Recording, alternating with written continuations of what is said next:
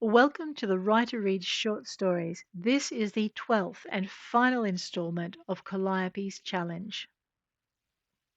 As your own person and not one of their assets, Peony told her charge sternly, acknowledging that Calliope had outgrown her need for her during the events just after the sabotage. Of course, Delight put in, sliding into Peony's implant as though there weren't any protocols about privacy that she had to abide by. Ladies, the second Marine, one Captain Angel Murray, proved he could ignore protocols along with the best of them. He continued, speaking out loud. If we could keep the conversation in the airways. Peony sighed, and Delight rolled her eyes, then fixed the tech with a hard stare. So, she continued, pulling a tablet out of her jacket and passing it over, if you'd officially acknowledge Calliope's sentience, we'll finish her paperwork and head out. I'm sorry, there's not time for a longer goodbye. She isn't, Peony observed, not wanting to admit how much she preferred short goodbyes herself. She signed the paperwork. Come visit, she told the AI. Your sisters will miss you. And only my sisters? The ex-transport teased. No, I'll miss you too, Peony admitted, not wanting to hide the truth. Be safe out there. Said every mommy ever, Delight sneered, intruding on their communication. She snapped her fingers before either of them could react and vanished in a silvery blue flare of light. Silence followed her disappearance. Then the captain turned to Peony. Odyssey has a new recruit? He asked, and Peony sighed. Calliope wanted to go. She said the entire fight was fun. The captain chuckled. She was a natural, he told her. Odyssey will look after her well, and DeSojan will keep an eye out for her. That's the second time you've mentioned them, Peony said. Who are they? They're an HMT courier group, elite, fast, and secure. Casimir used them for all sensitive work. They offered Calliope their support, and Odyssey weren't best pleased, but accepted it. Peony felt some of her tension eased. Then she's in good hands, she asked, and the man nodded. Which brings me to you and her three sisters. He gave her an almost pained look. Why did you let her do it? Make copies, you mean? Peony asked. Yes. Peony shrugged. She's my friend, and I didn't want her to die. He studied her face for a long moment. And you didn't realize you'd end up having to shepherd them? I. Peony blushed. Oh, crap. Hey! Sounded in her implant in three indignant voices. The captain chuckled. I'll note that for the record, he told her. You were truly not thinking of securing a future in the colony shepherding three new AI assets. Oh no, Peony assured him. I really wasn't. I just wanted the Calliope to survive. I didn't even know if we would. What, survive? He wanted to know. Yes, she admitted, but then there was Australia, who's now our Odyssey liaison, he put in. And the nanite gel, and Calliope revealed how she'd kept you on board, and we worked out we could use the pods as power sources, and suddenly we had a fighting chance. And you took it, he concluded. We did, Peony told him, lifting her chin defiantly. He patted the blanket covering her knee. And I, for one, am glad you did. No way did I want to serve out the rest of my days as a Lupari slave. Peony felt her face pale. They wouldn't. But the way he was nodding stopped her cold. They would have. We found the auction invite ready to go, he told her, his face going momentarily hard. So I have no problem with any of the steps you and the Calliope took to keep us safe, and neither does the company. I'm glad she's with Odyssey, though, because she is a natural in the dirty tricks department, and I can't think of a worse place than a quiet colony for a mind like that. Now that he'd pointed it out, neither could Peony. So you want me to join the colony? She began, and he nodded. We find ourselves short of an AI liaison, and with three newborn AIs on our hands that all want to stay, at least for now. Three voices confirmed that in Peony's implant, and she gulped. Then I'd be glad to stay and help, she said. The captain relaxed a little. Which brings us to the next item on the agenda.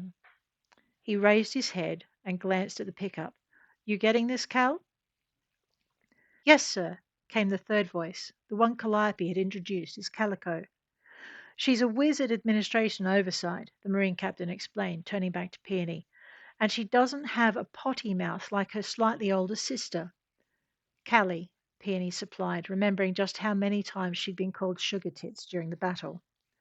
Yes, now that one has earned the right to acquire a shuttle as her own personal shell, and we'd like to retain her services as the main colony transporter for exploration and other activities.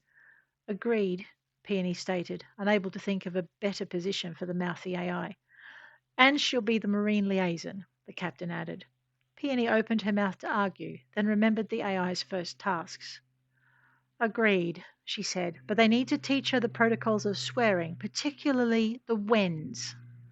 Also agreed, the captain told her. Last thing we need is for her to tell a trade delegation to get its motherfucking asses in my goddamn shell. Peony's jaw dropped. She didn't.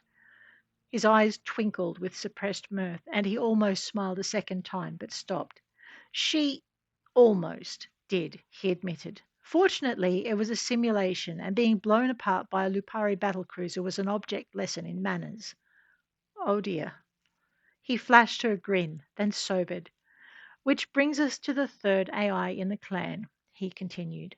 Clan? Peony asked, her head spinning. Yep, the Challenge Clan. We're happy to have Calico in admin, Callie in transport and the Marines, but Callistemon isn't sure what she wants to do. Oh, Peony, Peony's heart sank. An AI with no sense of place was almost as bad, if not worse, than a human with the same identity problem. Well, she's almost sure, but it's likely to be a long time before we'll be getting an orbital or a battle cruiser for her to run, and she is nowhere near ready to be handed into the service of the likes of Odyssey or any other Merc squad. So, in the interim, she needs as broad a range of experiences as we can provide. A knock came at the door, and Carver went to answer it. Peony watched as a svelte brunette sashayed into the room. And that's where we come in, she said. I am Abiona, one of DeSojan's founders. We'd be happy to have Callistemon ride along with us to learn something of the galaxy before you let her loose in it. You would? Peony asked, not hiding her misgivings. But I don't know you. Which is why I'm here, Abiona told her. You've earned quite the reputation as the AI liaison who let her charge give itself 3 siblings and be influenced by a vigilante organization. Peony stared, and Abiona smirked. But given that was the best way to ensure her survival, we won't hold it against you. We'd like to establish a transport hub here, so we'll be a permanent presence. And as part of our tenure here, we can teach your Callistemon something of the protocols of space you're not aware of. And Peony swallowed against a dry mouth. In return, Abiona came to stand at the foot of the bed.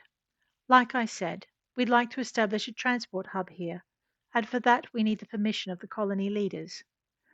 Peony turned to the captain and caught the barely contained amusement in his expression as Abiona spoke again. The unanimous approval of all the colony leaders, she stated. The other 3 are all in favour, which, I believe, leaves just you. Peony's eyes widened as the implications caught up with her, and her world dipped and swayed. She heard Abiona's voice as if from a distance. Are you sure she's well enough for this? Quite sure, the captain replied, giving Peony's shoulder a little shake. So what do you say? About what? She managed, trying to wrap her head around what had just happened, and not even bothering to attempt to work out the how. About taking your place in the colony and on the colony council, and about DeSojan's request, he reiterated. You couldn't have just, Peony began, watching his eyes crinkle at the edges. She floundered. You, I, does that translate as a yes or a no? Calico asked, the AI's voice sounding overly loud from the speakers as well as slightly confused. It translates as an I'm so very screwed, Peony thought, and hoped the young AI didn't have Calliope's ability to read past her implant. Out loud, she said, Yes, it translates to yes. Because truly, what else was she going to say?